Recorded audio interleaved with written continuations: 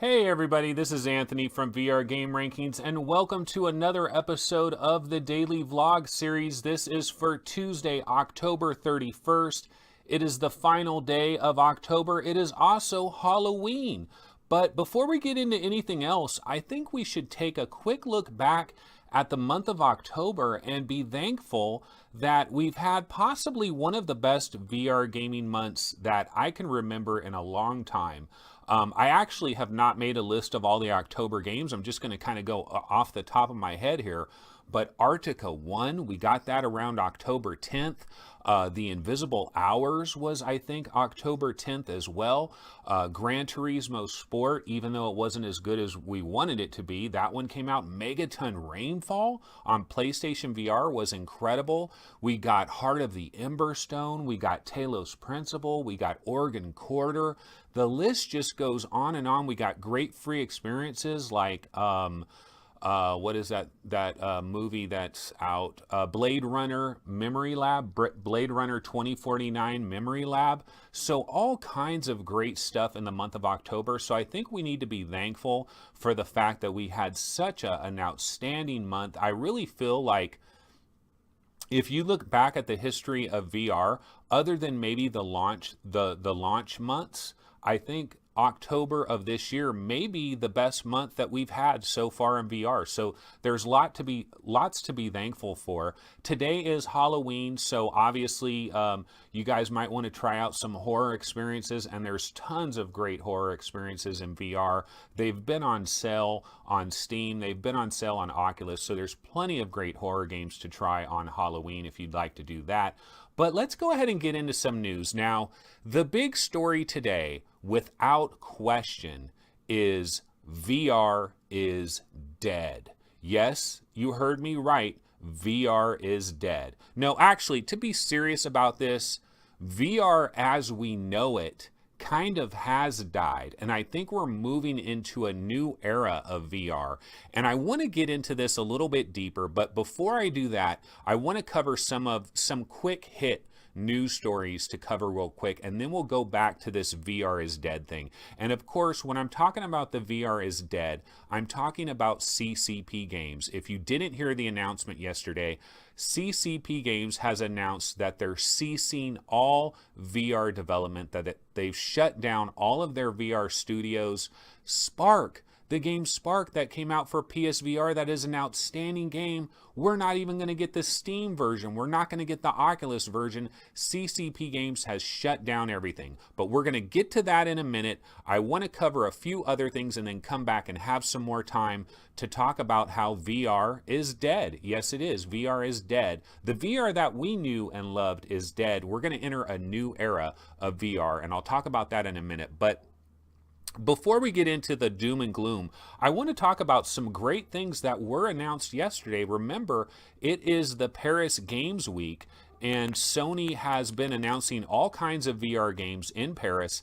And yesterday I commented on a bunch of trailers that I saw. Now, this was early in the morning yesterday. I didn't see everything. And so after I did yesterday's daily vlog, there were a few other announcements that came out, and one of them was absolutely huge. Okay, so I'm going to tell you right now that one of the most underrated PlayStation VR games in existence is PlayStation VR Worlds. It's an incredible game. It's a collection of mini games, and so a lot of people discount PlayStation VR Worlds because it's a collection of mini games, but it's absolutely outstanding. And the best part of PlayStation VR Worlds is London Heist. And London Heist was developed by SCE London Studios. Sony's London-based studios developed London Heist, did an incredible job. I'll say it again, London Heist, in my opinion, is one of the best VR experiences that is available, period. I mean, I can list maybe my 20 best VR experiences of all time, and London Heist is in there. It's that powerful. It's like being inside a Guy Ritchie movie and actually being placed inside the movie and having the movie envelop you and being in the movie. That's my dream. And in London Heist, you actually feel that for brief moments of time. You truly feel like you're inside a movie. The graphics need to get better, obviously, but at least we're starting to get closer and closer to that dream. Well, SCE London Studio, they announced a brand new PlayStation VR game yesterday. The game is called Blood and Truth. Now, I don't know that I'm in love with this name, Blood and Truth. It doesn't really like roll off my tongue, and I've had to like, what is that game's name again? Blood something. I've had to think about it a couple of times, but Blood and Truth is absolutely going to be one of the biggest games coming to PlayStation VR in 2018. Now, so London Studio, they did this little short segment, London Heist. It, kind of too short to be its own game, so they added other mini games with it to make PlayStation VR Worlds, but obviously London Heist was the crowning achievement of that mini game collection. So once they finished with that, Sony said, hey, here's a bunch of money, here's a bunch of time, here's all the resources you need. I want you guys to make a killer experience that is very similar to London Heist, but takes it beyond, make it into a full game, make it into a full experience that really captures the imagination. And looking at this trailer, oh my God, it looks absolutely incredible. I have to say, after watching the trailer for Blood and Truth, one of the things that I thought about actually was Arctica 1. This does look kind of like a shooting gallery in the same way that Arctica 1 is a shooting gallery. Now, I know Arctica 1 has its problems. We've talked about it before, but it does bring that Michael Bay action movie action to VR, and for brief moments of time, you're in an incredible action adventure movie and you're shooting things and it's incredibly exciting. And looking at the trailer for Blood and Truth, that really looks like what we're going to get with this, and I'm telling you, I am super pumped. I am super excited for Blood and Truth. It's definitely one of my most wanted VR games of 2018. I mean, this thing is jumping up the charts, and incredibly exciting to know that SCE London Studio is working on a primetime game. I think these guys are like the Naughty Dog of VR development. I mean, for Sony, they got SCE London Studio. They got super massive games. Those are their two heavy hitters, and both of them are bringing it. Supermassive Games is coming out with The Impatient. They're coming out with Bravo Team, and now you got SCE London Studio coming out with Blood and Truth. So that is going to be an incredibly strong game there.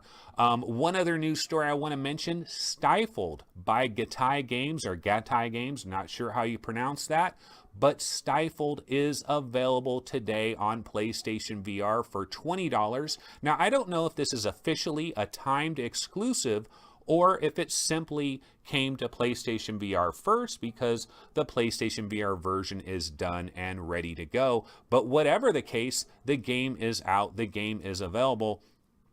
The thing that's so interesting about Stifled, and this game is coming to the Vive, it is coming to the Rift either later this year or very early in 2018. I was going to say January, but I don't know that it's coming in January, but probably very early in 2018 if it doesn't still make it out this year.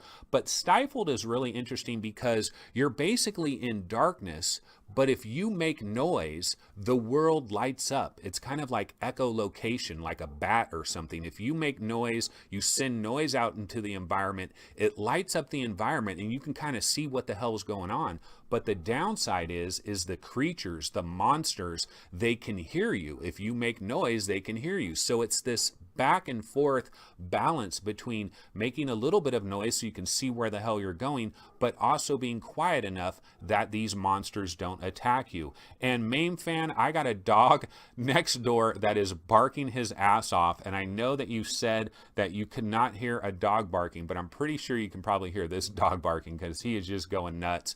Gotta bang this thing out, doesn't matter, gotta do it. Okay, so Stifled is very interesting. I'd love to check this out. I'd love to check it out on the Vive or the Rift, but I'd love to check out the PSVR version as well. Super interesting concept, definitely very different. It's $20, so it's not super expensive, but I'd love to check this out. I've actually reached out to Gatai Games to possibly get a PlayStation VR code. Haven't heard anything from them yet, but fingers crossed I might get my hands on this and be able to tell you guys more about it. But that's Stifled for PlayStation VR, available today on Halloween. Makes a lot of sense. Okay, Moss, which is an interesting game for PlayStation VR. This game has been delayed to February 27th. Now, this type of stuff typically happens. Lots of announcements come out, and we always hear about 1 or 2 games that get pushed. And Moss happens to be the game that gets pushed. Now, you might remember this is a game that has a little mouse character that you're controlling, and I think there's interaction between a mouse and a bigger human character, and you kind of have this back and forth puzzle type situation that's going on with Moss. It actually seems kind of similar to Star Child. I still don't know exactly what Star Child is about, but it almost seems like a little character and a giant creature, and Moss seems a little bit similar. Moss has been delayed February 27th. We'll look forward to that next year. Carnage Chronicles, just a quick update on Carnage Chronicles. I'll tell you that this game is out of early access, I believe, and it has released on the Oculus Rift. So there is officially an Oculus Rift version of Carnage Chronicles. I played it last night. I haven't played Carnage Chronicles in a while, and I wanted to try it, and I tried it out last night, and they redid the entire beginning scenario with like a story and some extra stuff, and it's pretty cool. It's not the greatest story sequence I've ever seen. You know, it's kind of okay, but they did add some stuff. I mean, they've definitely been working on this game. The developer Nordic Trolls. The developer, I'm sorry, now I got a lawnmower guy using his blower machine outside, so it's just hilarious how this happens to me. But anyway, so Carnage Chronicles, they've changed some things, they've updated some things. It was pretty good. I didn't get a ton of time in it, and I accidentally chose the Archer. I should have chose the Warrior, because the Warrior gets this badass crossbow that I really love. I love the crossbow in Carnage Chronicles, and I chose the Archer, and I was thinking the Archer had the crossbow, but no, it's actually the Warrior has the crossbow. So I want to go back in it and play it as the Warrior. That's what my game was before. I had to start over a brand new game because I was running it in the Oculus SDK, so it looked at me like I was just a brand new player starting over from scratch. That's Carnage Chronicles. Okay, so let's go back to VR is dead, and this is the story of the week. CCP Games has ceased all their operations, all their VR operations, and this is bad news. There's no positive way to spin this. I can't spin this in any positive way. The only thing I can say is on the same day that we got this horrible news about CCP Games, you're getting all these PlayStation VR announcements, and things are looking bright on the PlayStation VR with Blood and Truth and all these different games that are coming to Sony's system.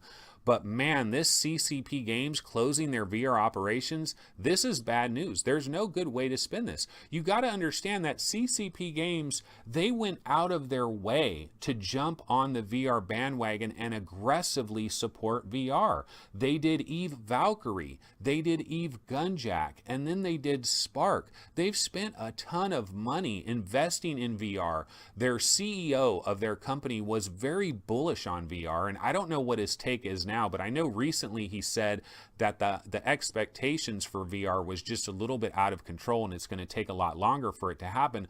But for them to just shut down all their VR operations, that is just a major bad sign. And we talked about this on the VR Roundtable episode, the most recent episode, episode 59, which released yesterday, and you can check that out. We kind of had a state of VR discussion. I talked with Gary. I mean, no, Gary wasn't there actually. I talked with Steve, I talked with Chris, and I talked with TechNin Joe, who was a special guest on our VR Roundtable episode, and we kind of talked about the state of VR. And one of the things that they were talking about mobile VR and how it seems like we're kind of, some of these major companies like Oculus and Vive and some of these companies are kind of transitioning over to the mobile VR, and I was worried because I was saying, well, wait a minute here, if they're transitioning to mobile VR, what does that mean for us that want these high-end PC VR games on these high-end headsets? What does that mean for us? Well, for us, here's what it means, okay? this is a new era that we're about to move into VR, and it's going to be a little depressing and it's going to be a little disappointing, but I think we need to understand this and we need to come to grips with this new reality, because here's the way I see it. Okay, so we're getting all these big games right now. We got Talos Principle, we got Heart of the Ember Stone, we got all these big games that came out this month, Arctica 1, and then in the month of November, tomorrow's November, we're going to get LA Noire, the VR case files in November. We're going to get, what is that game? From Other Suns. We're going to get From Other Suns. We're going to get the Payday 2 VR beta in November. So we're getting all this big stuff in November. We got Fallout 4 coming in December. We got Doom VFR coming in December. So we still have big games coming. So the sky isn't falling, right? The sky isn't falling. Well, actually, it kind of is, because a lot of these big games have long been in development. They've already been developed, and these games are going to come out whether VR is falling apart or not. These games are still going to come out. But here's my opinion, okay? And we're still going to get like Marvel Powers United VR by Oculus, and there's still going to be some other big games that are going to come next year, because a lot of these games have already been well into development. But what I think we're looking at actually, and this is depressing, this is disappointing, I can't lie about this, but what we're looking at going forward is we're looking at a situation where we are basically the guys with the racing wheels, okay? We're like a niche market, okay? So we're not that niche, it's not that bad, but that's kind of the way it's going. When this whole VR thing first started up, I think a lot of companies thought that VR could just explode. It could just be incredible. It could be overwhelming. It could be the next big thing. People could rush out and buy VR headsets. It could be the next hot thing. Remember when Kinect first came out and everybody bought Kinect? It could have that kind of hype. That's what people were thinking. That bubble kind of burst. That didn't happen. And so now the reality is this is going to be a lot more niche of a situation than we ever thought it was going to be. Now, I still believe VR and AR is going to absolutely dominate. It's going to absolutely dominate the entertainment industry going forward. The problem is, I think we're 5 years away. So I think we're a little bit early to the party as far as that's concerned. So what are we going to do between now and the 5 years when VR and AR finally blows up enough where everybody's like, oh my God, I gotta have this. It's so incredible. It's so amazing. I gotta have it. I do believe that time is coming, but it's a ways away, man. It's not coming right now. First of all, the current VR headsets that we have, they're just not that incredible. That's just the bottom line. The resolution isn't that good. The field of view isn't that good. The screen door is still a problem. There's just too many issues. The headsets are bulky. They're uncomfortable. There's too many buts. There's too many ands, ifs, and buts when it comes to these VR headsets. You can bring someone over. You can put them in an interesting VR experience. You can put them in Google Earth. You can put them in robot repair. You can put them in some different experiences, and they'll kind of be wowed by it, but they're not going to run out to the store and buy it right away. Why? Because they're not completely immersed in the world, because they're still wearing basically like like a freaking scuba mask is what they're wearing, and it's still uncomfortable. That you can't see your body yet. You're not fully there. There's so many things that we need to bring to the table to make VR mainstream, and it's not going to happen. And so I think unfortunately the haters, like the haters on NeoGAF, the haters on all these different forums that have been calling for the death of VR, well, they're going to kind of get their wish in a way. Now, you might think, oh my God, this is a disaster. What is Anthony going off on? Has Anthony lost his mind? VR is dead? Are you crazy? Like, this isn't good news. No, see, I'm not crying about this, and I'm not shedding any tears over this, because VR is going to survive. It's going to survive just like racing will survive, just like 3 monitor setups survive, just like MMOs. People are really into MMOs. It's going to be a niche market, okay? And all these indie developers that are making games like Triangular Pixels, which announced Smash Hit Plunder, yesterday for PSVR. Hopefully that will come to the Vive and to the Rift later down the road. But all these indie developers that are making VR games, they're going to keep making VR games. They like it. They're into this.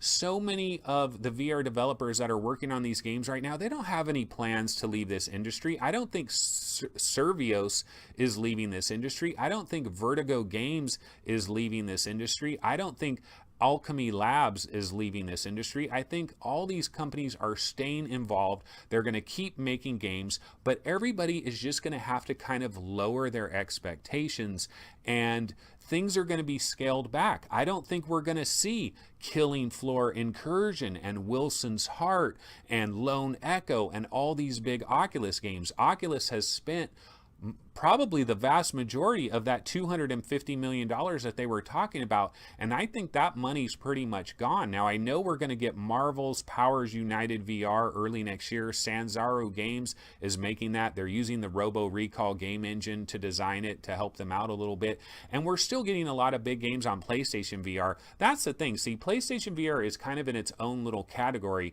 but PC VR, man, it looks like it's headed for a more niche kind of a scenario.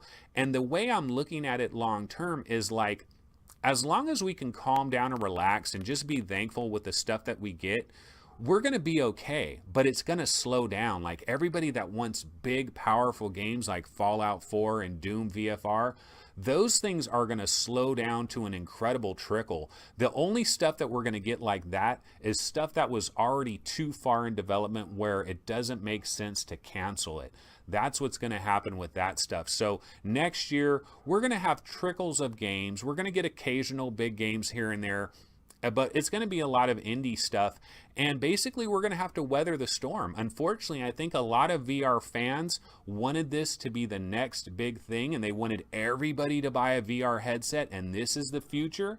And I still see it as the future, but it's like 5 years away. 5 years away is a long time, man. A lot of things can happen in 5 years. People get married, people get divorced, people graduate high school, people graduate from college in 5 years. 5 years is a long time. It's short in one way, but it's long in another. And so the rest of us that are left to deal with the scraps, we're just going to have to survive. And I know there's a lot of VR gamers that want this to be a mainstream thing. They came from flat gaming where there was big, huge games every single month, and that's what they want in VR.